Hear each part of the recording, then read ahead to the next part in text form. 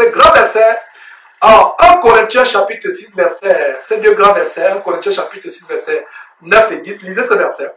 Ne savez-vous pas que les injustes n'hériteront pas le royaume de Dieu? Donc il n'y a aucune injustice, aucune souillure, aucun péché dans le royaume de Dieu.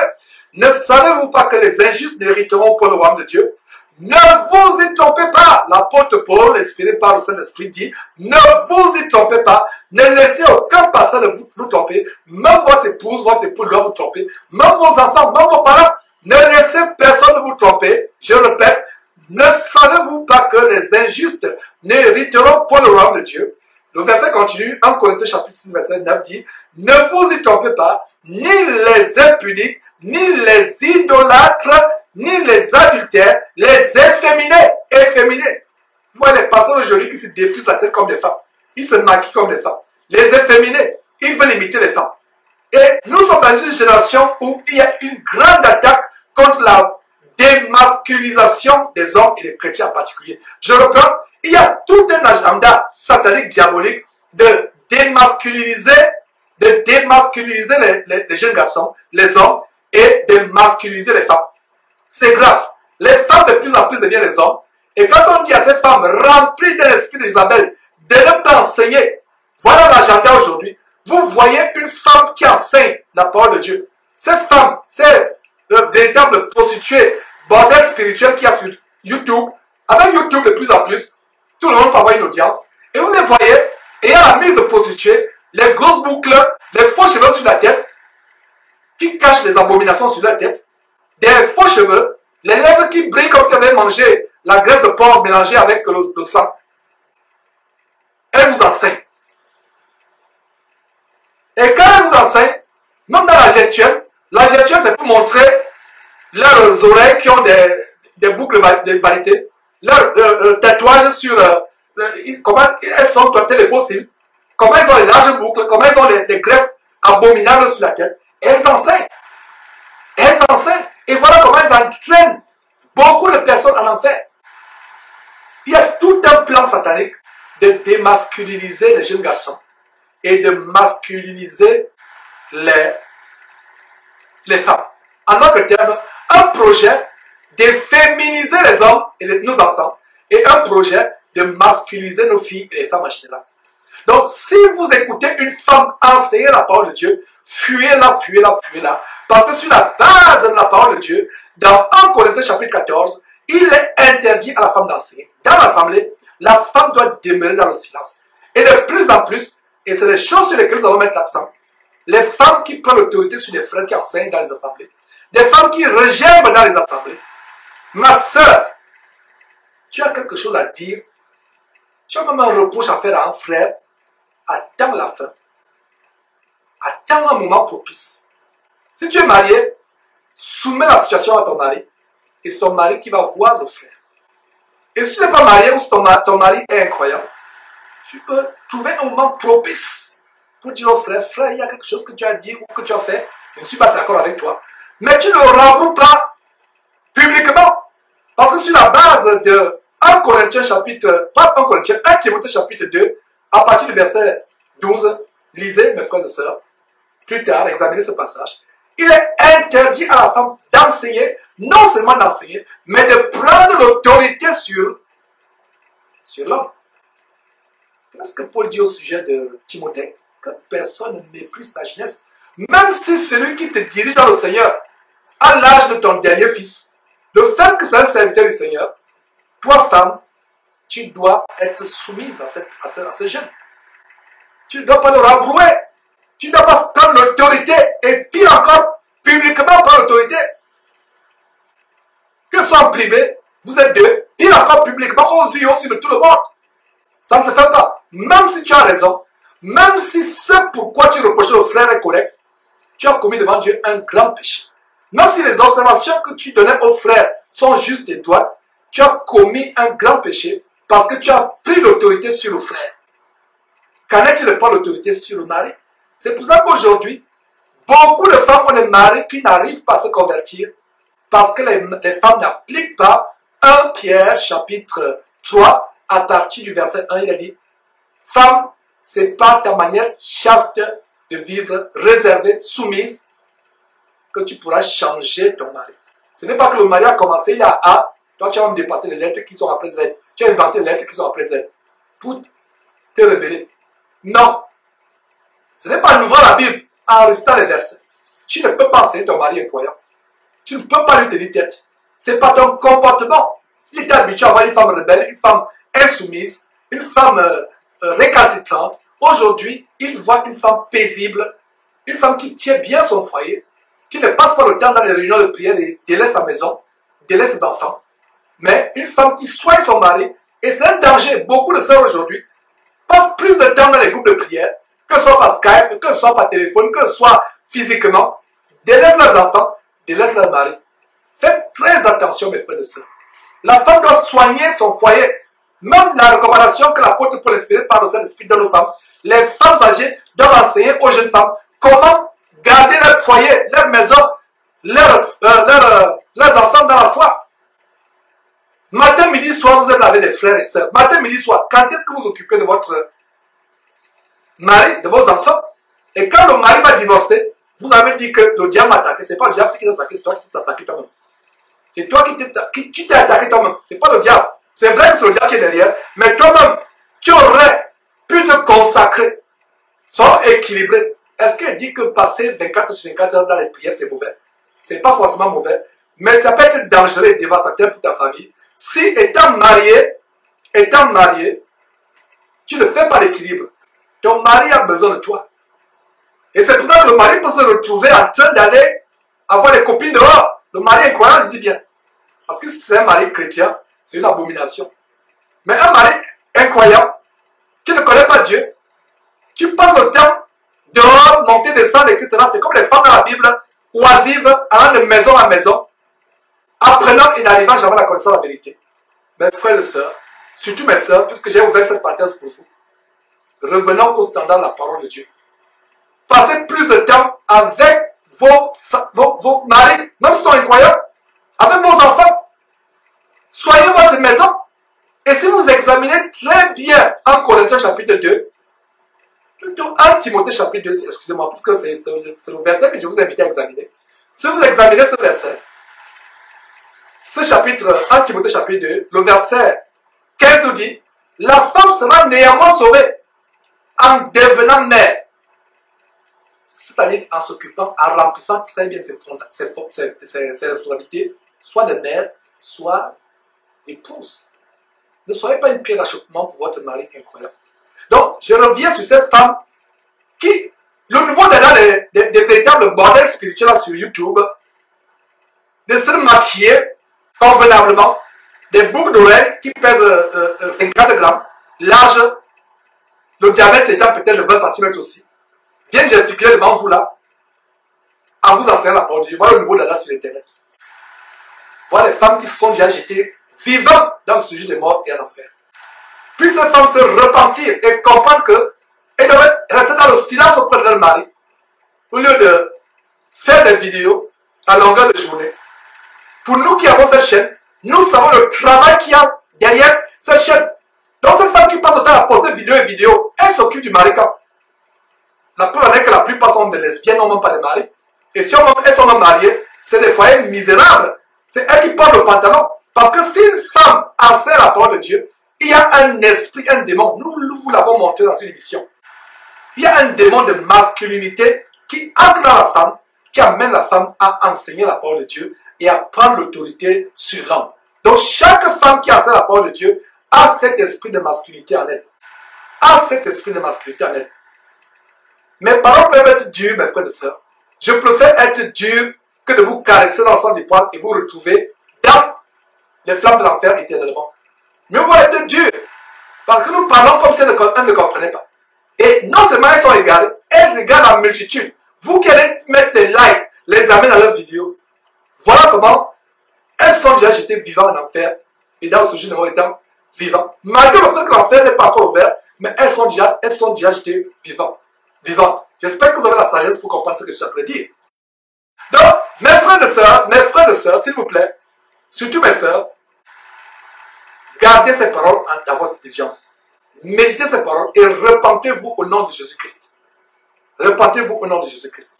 Donc, revenons sur comment ni les impudiques, ni les idolâtres, ni les adultères, ni les efféminés, c'est le mot efféminé qui nous a amené à ouvrir cette parenthèse, parce que nous avons une tendance de féminisation de nos garçons et de nos hommes, même dans le milieu chrétien.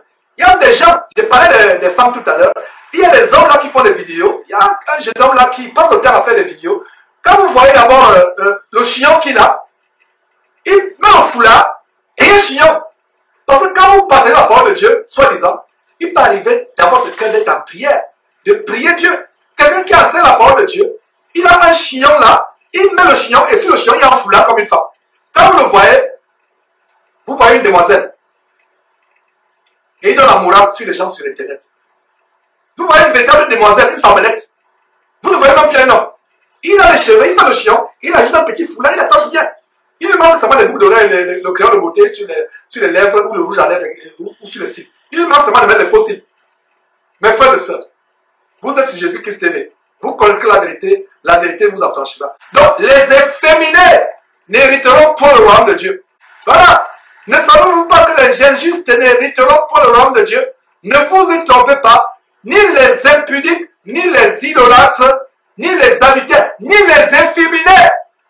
Ces gens qui s'habillent comme des femmes, comme Morgan Priest ou tous ces femmelettes qui font des télévisions, qui font ces femmelettes-là démasculinisées, qui sont maintenant comme les femmes, qui se permettent de profaner la parole de Dieu. Comment vous avez le culot de prononcer le nom de Jésus Christ étant efféminé? Comment vous avez le culot de tenir la Bible sur entre vos mains étant efféminé? Et il y a des gens qui les suivent. Continuez à les suivre.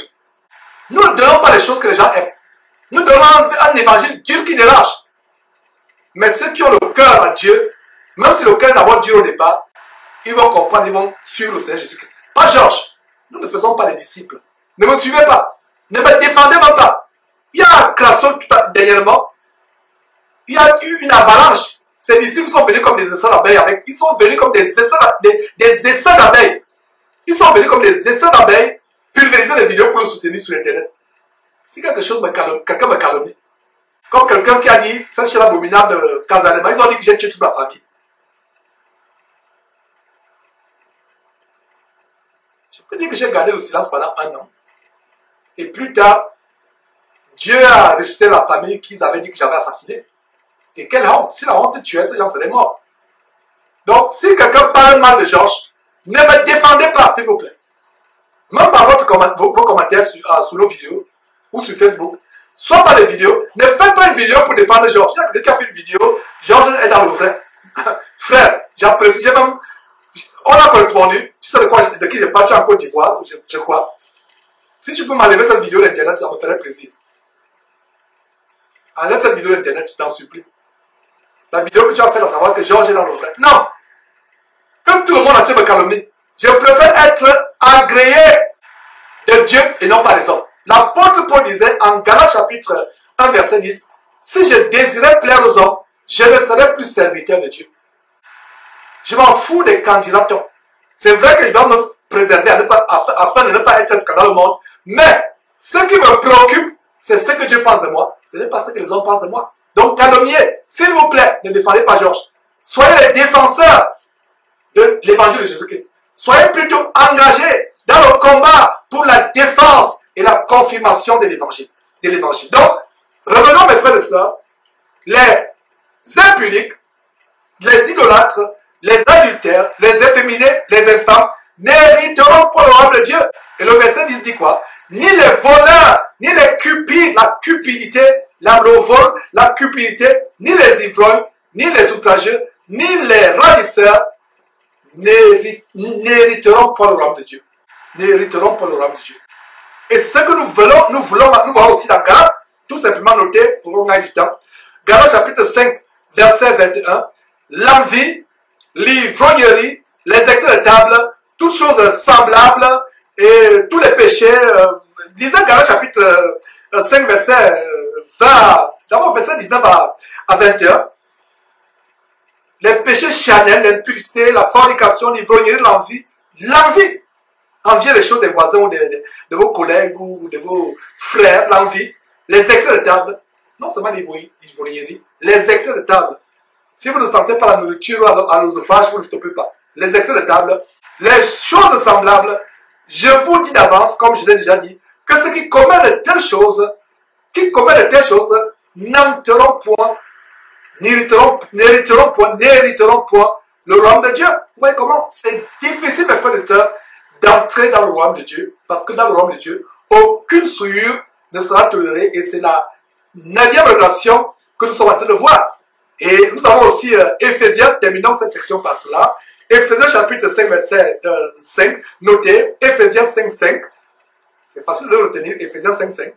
Car sachez-le bien, aucun impudique, aucun impur. Qu'est-ce qu'on a vu dans Matthieu chapitre 5, verset 8 tout à l'heure? Heureux ceux qui ont le cœur pur, car ils verront Dieu. La pureté du cœur, et non seulement la pureté du cœur, la pureté du corps. C'est pour ça que Éphésiens chapitre 5, verset 5 dit, sachez-le bien, aucun impudique ou impur ou cupide, c'est-à-dire idolâtre, n'a d'héritage dans le royaume de Christ et de Dieu. Je vais te repasser la parole, Catherine, pour évoquer, je pense, la dernière partie. Comment tu en es arrivé là? Commençons d'abord très brièvement, comment tu es arrivé à te débarrasser du féminisme, et ça aussi, quelques détails par rapport à ta conversion. Je vais vous montrer en passant le démon qui est derrière le féminisme. Il y a une image qui représente le démon qui est derrière le féminisme. Vous allez voir ce démon tout à l'heure. Je vous passe la parole, Didier et Catherine. Catherine, toi d'abord, s'il te plaît. Je me souviens très clairement quand j'ai découvert la première fois les origines du féminisme. C'était pendant la période qu'on lisait beaucoup sur les vérités de ce monde. Je me suis vraiment rendu compte, quand j'ai lu les gens qui avaient planifié le féminisme depuis déjà les années 1700, c'était vraiment pour détruire le foyer. C'était vraiment pour détruire, pour diviser l'homme et la femme, pour que, en réalité, le diable puisse mieux les arracher et leur prendre l'âme. J'ai servi exactement le but du diable. Pour moi, le féminisme, c'est quelque chose de très destructeur parce que ça fait que la femme va contre tous ses instincts qui sont dans sa nature, que Dieu a mis dans sa nature. L'instinct d'être une aide, l'instinct d'être tendre, l'instinct d'être une mère, l'instinct d'être douce, d'aider les autres. Ça, c'est toutes des choses que Dieu a mis dans les femmes, puisqu'il a créé la femme pour être une aide pour l'homme. Ça, c'est vraiment quelque chose que j'ai senti, j'ai été convaincue par la parole, j'ai été convaincue par l'effet de ce monde, que tu vas montrer d'ailleurs. Maintenant, c'est vraiment un mouvement qui est très destructeur. Maintenant, peut-être, il y a des gens qui vont te dire, oui, mais moi, je ne suis pas comme ça, je ne suis pas si déroulante, je n'ai jamais pensé à ça, moi, je veux bien un mari, moi, je veux bien ceci, moi, je veux bien cela. Mais je dis vraiment à toutes les femmes qui écoutent maintenant, posez-vous simplement cette question. Je vous le demande vraiment avec beaucoup d'amour parce que c'est seulement pour moi même je me suis posé cette question que j'ai réussi à vivre en paix dans le Seigneur. Est-ce que vraiment il n'y a pas de rébellion, il n'y a pas de colère puisqu'on laisse entrer des esprits dans nos familles qui ne nous aiment pas. Et en plus, on fait du mal au Dieu qui nous aime. Voilà. C'est vraiment ce que j'avais à dire sur le féminisme. Ça, c'est vraiment, Catherine, une très très bonne introduction sur le féminisme. Et tu as terminé en disant qu'en fait, il y a des esprits qu'on laisse entrer dans nos familles. Et je vais vous montrer la couverture d'un livre écrit par une célèbre féministe.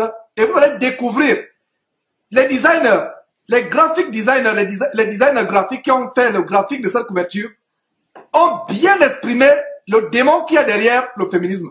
Mais frère de ça, c'est choquant, cette image que je vais vous montrer. Cette image que vous voyez sur votre écran, elle est tellement choquante.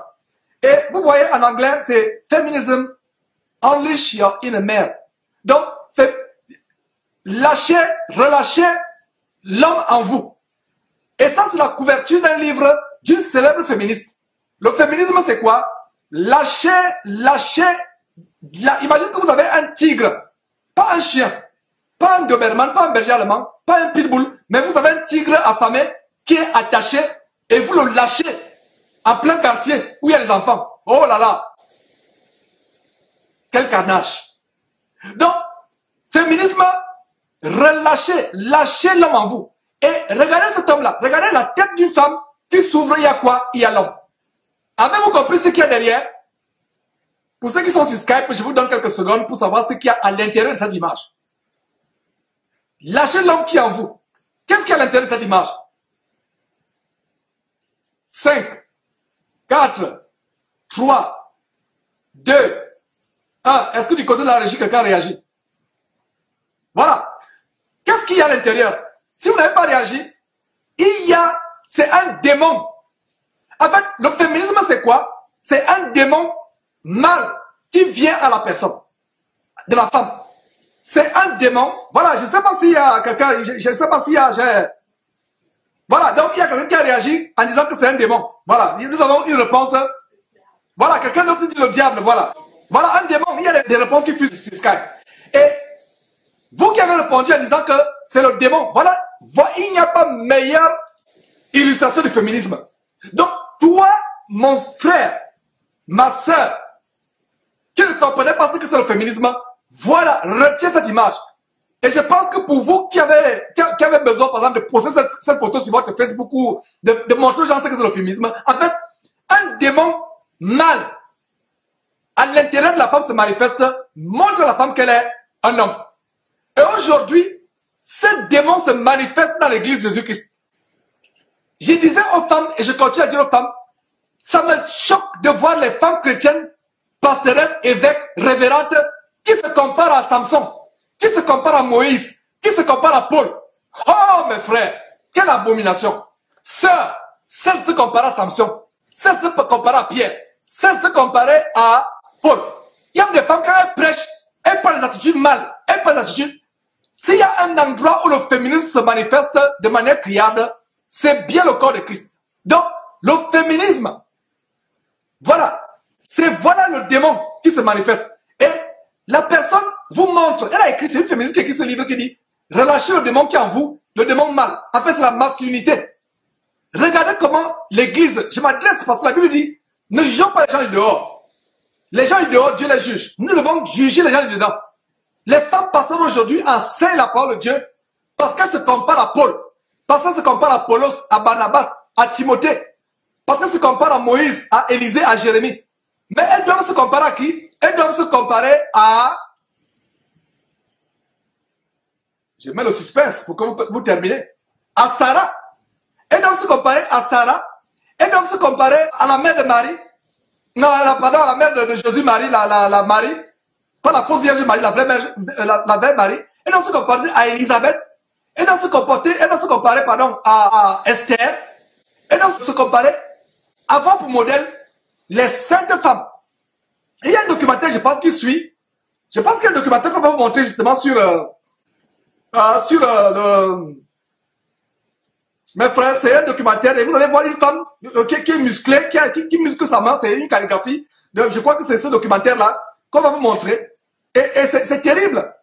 Regardez un peu ce slideshow qui va circuler. Mes frères, c'est terrible.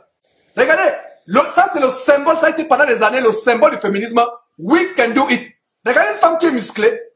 Et ce que les femmes passaient font aujourd'hui, elles se comparent à Marie, elles se comparent à Samson, elles se comparent à David, à tous ces personnages de la Bible qu'ils ont précédés dans la foi. Ces personnalités bibliques. Et voilà un autre symbole satanique. D'ailleurs, on va revenir sur ce symbole satanique. The Women Liberation Movement. Voilà le symbole du féminisme. Donc, le symbole qui représente la femme. Et il y a la main à l'intérieur qui détient le pouvoir. On va vous montrer cela. Voilà ce qui est derrière le féminisme. Et nous continuons à montrer ces choses afin que les frères et sœurs comprennent d'où ça vient. Et d'ailleurs, il y a aussi, disons, quelques slides et on va vous montrer comment le mouvement féministe a envahi les célébrités du monde entier. Les célébrités, et ça vient d'où? C'est un agenda de Satan. Le mouvement féministe. Donc, regardez un peu quelques célébrités, quelques photos qui vont circuler. En fait, c'est un slideshow. Regardez Beyoncé qui fait un concert. Et retournons un peu, avant du côté de la régie, retournons un peu au démon qui est à l'intérieur de la tête de la femme, rapidement, avant de revenir sur Beyoncé. Qu'est-ce qu'on voit? On voit un démon qui se manifeste à l'intérieur de la femme. Et la femme doit le faire sortir, et au point où elle devient, n'est-ce pas, un homme. Et quand vous la voyez, vous ne voyez plus une femme, vous voyez un homme, même sans gestuelle, même les femmes pastoresses, voyez un peu les femmes. On a fait une émission sur Dorothée Radja, on exposait cette femme. Il y a beaucoup de femmes, les mamans Olangui, Dorothée Radja, les Kakou, Hélène, et même ces pasteurs-là, la plupart, dans les maisons des femmes pasteurs, il y a même un Gabonais là, comment il s'appelle, Piebi, Gaëtan, vous avez souvent exposé, qui dit qu'il est le premier homme pasteur, et le premier homme de Dieu, entre guillemets, Dieu avec petit D, qui a pour pasteur sa femme. Et il n'a pas eu tort quand il l'a déclaré. En fait, il n'a pas eu tort. Même dans la Bible, aucun homme de Dieu dans la Bible n'avait pas pour pasteur sa femme. Et dans ces maisons où vous voyez les femmes pasteurs, sont pasteuses ou pastrices, ou pastoresses, ou pasteuses, c'est elles qui portent le pantalon, c'est elles qui dominent. Si elles étaient honnêtes, elles vous diraient la vérité. Voilà comment nos sœurs veulent s'habiller aujourd'hui. Voilà comment nos sœurs veulent s'habiller. Voilà une autre sataniste qui est invitée de temps en temps par l'abominable faux pasteur sataniste Joel Osteen. Et regardez par exemple les deux premières. En fait, nous vous montrons les féministes célèbres dans le monde de la politique. Dans le monde, regardez par exemple une femme comme celle-là. Vous avez l'impression que c'est un homme, mais en fait c'est une femme. Mais regardez comment la masculinité démoniaque, le démon de masculinité se manifeste en elle. Regardez, Hillary Clinton qui, malheureusement, comme ça ne suffisait pas pour son mari d'être président, elle veut aussi être présidente. Qu'est-ce qu'il y a derrière? C'est regardez comment ce démon se manifeste. L'autorité, vouloir être comme un homme, vouloir rivaliser avec son mari. Son mari a été président, elle veut aussi être présidente. Ça vous rappelle quoi? Les femmes pastoresses ou pastrices. Son mari est pasteur, il faut qu'elle soit aussi pasteur. Son mari est révérend, il faut qu'elle soit aussi révérend. Et voilà une autre personne, Grace Jones. Regardez la photo d'avant, regardez la photo d'après. Mais frère, ça me choque. Nous allons changer de page. Sur cette page, nous allons plutôt ici montrer vraiment comment le mouvement des Femen est véritablement sataniste. Quand vous voyez ici, Femen, messe sataniste pour la fête de Pâques. Alors que beaucoup célèbrent la mort et la résurrection de notre Seigneur Jésus-Christ le jour de la Pâque, qu'est-ce que les Femen font? Les Femen, eux, ils ont une messe satanique. Et qu'est-ce que vous pouvez voir? Voilà des satanistes, voilà des bougies, voilà un hôtel. Vous voyez des grands prêtres satanistes en rouge qui sont en train de lever une déesse féministe, Femen. Et qu'est-ce que vous voyez sur le ventre de cette femme? God. Donc, les grands prêtres élèvent cette femme. Et ce n'est pas surprenant de voir des femmes qui s'élèvent à gauche, à droite pour passer pour Dieu. Et ça vous rappelle quoi? Ça vous rappelle quelque chose. Ça vous rappelle quelque chose, mes frères et sœurs. Ça vous rappelle tout simplement ce qui se passe à travers le monde où les femmes s'élèvent, enseignent la parole de Dieu. Et d'autres ont poussé le féminisme spirituel diabolique au point de se proclamer Dieu. Voilà, vous voyez sur cet hôtel, on élève une femme Dieu. Mais en Afrique, il y a une abominable femme remplie de l'esprit de folie et d'égarement qui se proclame être Dieu et le Saint-Esprit. Vous voyez quelques photos de cette personne, je ne sais pas comment on l'appelle, je pense que c'est une certaine parfaite de Banamé ou Banamé, je ne sais pas exactement. Voilà une femme qui est folle, qui passe pour Dieu, pour le Saint-Esprit. De quel pire châtiment, jugement pourrait être jugé cette femme et qui bouleverse le Bénin, entraînant beaucoup de personnes en enfer. Elle est véritablement l'objet d'un culte au moment où je vous parle au Bénin et qui bouscule le Gotha religieux, catholique et même politique. Vous voyez, vous pouvez voir à ce niveau et donc l'incroyable déclaration de parfaite de Banamé suite à son entretien avec Yahi Boni. Et vous pouvez voir, donc suite à l'entretien qu'elle a eu avec le chef d'État, Yahi Boni, parfaite, la déesse de Banamé, qui passe pour être Dieu créateur, Dieu de la terre, de tout l'univers, a tenu à faire une déclaration à la presse. Donc voilà, et ça c'est vraiment des actes de folie, et c'est terrible. Elle a été invitée, accompagnée de ses hauts dignitaires. Voilà, elle a même établi des apôtres, et d'où ça vient, mes frères et sœurs? Ça vient de ce que nous sommes en train de vous montrer. Ça vient de cela, voilà. Les ramifications sataniques du mouvement du Femen. Et c'est assez sérieux les choses que nous vous montrons. Donc, voilà cette parfaite Banamé qui bouleverse le Bénin. Et là, voilà. Donc, qu'est-ce que vous voulez? Vous voyez ici. Rencontre avec Parfaite Banamé qui proclame être Dieu. Vous pouvez lire. Qu'est-ce qu'elle dit? Elle dit, je suis Dieu. Je suis Dieu. Vous voyez? Vous lisez, je suis Dieu. Et c'est les choses, elle passe pour être Dieu. Ça vient d'où, mes frères et sœurs? C'est les manifestations diaboliques dont on vous parle. Elle passe pour être Dieu. En même temps qu'elle est Dieu, elle est Esprit et le Père. Retournons sur notre page.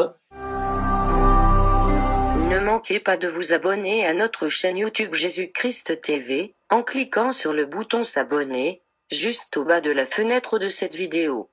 Ainsi, vous recevrez automatiquement nos nouvelles vidéos, et vous ne raterez aucune. Vous connaîtrez la vérité et la vérité vous affranchira. Jean 8, 32.